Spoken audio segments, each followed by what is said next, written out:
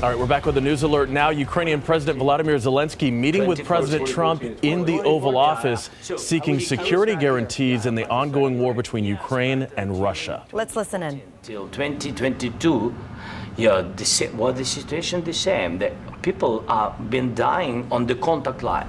Nobody stopped him. You know that we had conversations with him. A lot of conversation, my bilateral conversation, and we signed with him, me, like a new president. In 2019, I signed with him the deal. I signed with him, Macron and Merkel, we signed ceasefire. Ceasefire, all of them told me that he will never go. We signed him with gas contract, yes, but after that, he broken this ceasefire. He killed our people, and he didn't exchange prisoners. We signed the exchange of prisoners, but he didn't do it. What kind of diplomacy, JD, you are speaking about? What do you mean? I'm talking about the kind of diplomacy that's going to end the destruction of your country. Yes, but if you Mr. President, with respect, I think it's disrespectful for you to come into the Oval Office and try to litigate this in front of the American media. Right now, you guys are going around and forcing conscripts to the front lines because you have manpower problems. You should be thanking the President for trying to bring an end to this conflict. Have you ever been to Ukraine that you say what problems we have? I have been to. Count once. I've actually watched and seen the stories, and I know what happens is you bring them on a propaganda tour, Mr. President. Do you disagree that you've had problems bringing people into your military? And do you think that it's respectful to come to the Oval Office of the United States of America and attack the administration that is trying to prevent the destruction of your country? A lot of questions. Let's start from the beginning. Sure. First of all, during the war, everybody has problems, even you, but you have nice ocean and don't feel now, but you will feel it in the future. God bless. You don't know that. God bless. You God bless. You will not have a war. Don't tell us what we're going to feel. We're trying to solve a problem. Don't tell us what we're going to feel. I'm not telling you. Because you're in no position to dictate that. That's exactly what you're doing. You're in no position to dictate what we're going to feel. We're going to feel very good. You will feel influence. We're going to feel very good and very strong. You will feel influence. You're right now not in a very good position. You've allowed yourself to be in a very bad position, and he happens to be right about it. From the very beginning of the war. You're not in a good position. You don't have the cards right now. With us, you start having cards. Right now, you don't. You're playing cards. You're playing cards. You're gambling with the lives of millions of people. You're gambling with World War III. You're gambling with World War III. And what you're doing is very disrespectful to the country, this country. That's back to you far more than a lot of people said they should have. Have you said thank you once? This entire meeting? No, in this entire meeting, have you said thank you? You went to Pennsylvania and campaigned for the opposition in October. Offer some words of appreciation for the United States of America and the president who's trying to save your country.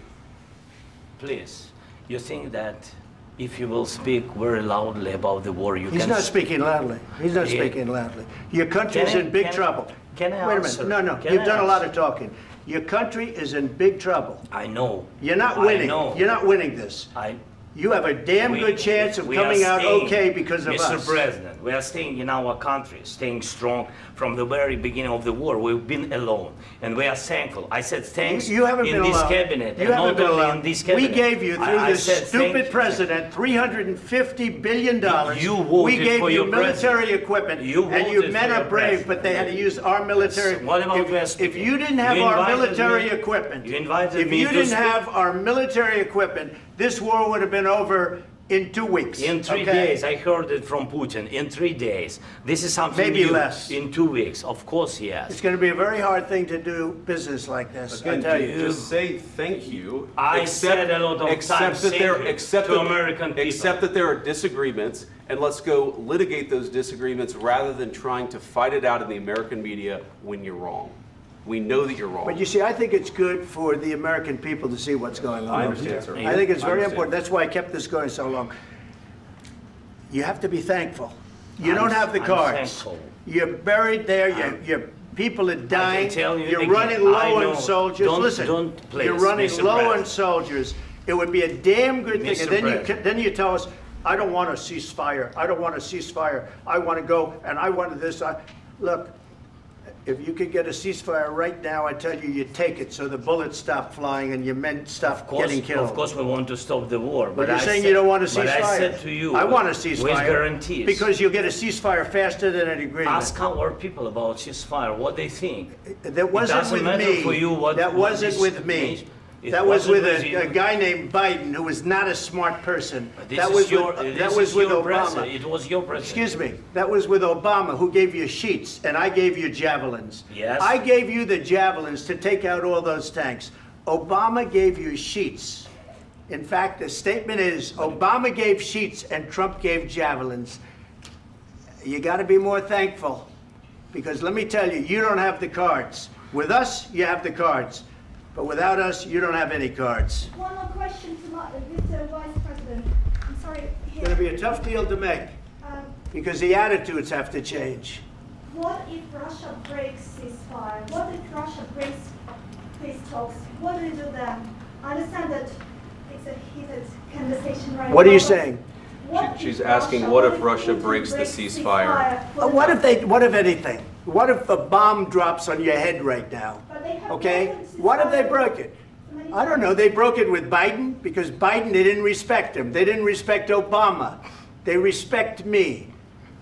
Let me tell you, Putin went through a hell of a lot with me. He went through a phony witch hunt where they used him and Russia. Russia. You ever hear of that deal? That was a phony Hunter Biden, Joe Biden scam. Hillary Clinton, Shifty Adam Schiff. It was a Democrat scam. And he had to go through that. And he did go through it. We didn't end up in a war. And he went through it. He was accused of all that stuff. He had nothing to do with it. It came out of Hunter Biden's bathroom. It came out of Hunter Biden's bedroom. It was disgusting. And then they said, oh, the laptop from hell was made by Russia. The 51 agents. The whole thing was a scam. And he had to put up with that. He was being accused of all that stuff. All I can say is this. He might have broken deals with Obama and Bush, and he might have broken them with Biden. He did, maybe. Maybe he didn't. I don't know what happened. But he didn't break them with me. He wants to make a deal. I don't know if you can make a deal. The problem is, I've empowered you to be a tough guy. And I don't think you'd be a tough guy without the United States. And your people are very brave. But you're either going to make a deal or we're out. And if we're out, you'll fight it out. I don't think it's going to be pretty, but you'll fight it out. But you don't have the cards. But once we sign that deal, you're in a much better position. But you're not acting at all thankful.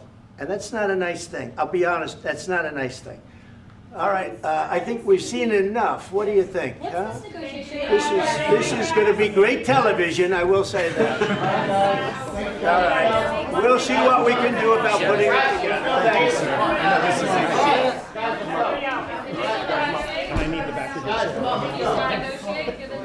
We'll see. I don't know. All right, guys, come on. Wait, hey, guys, come on. Let's move, please.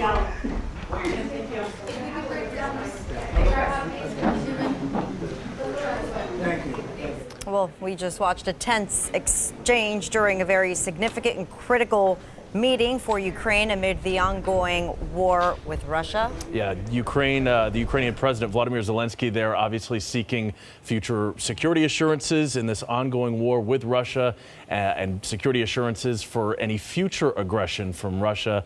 As you just saw there, that was not a very productive meeting for either party involved. So we're going to continue to follow that, of course, have the very latest as 7 News continues. For now, we'll be right back.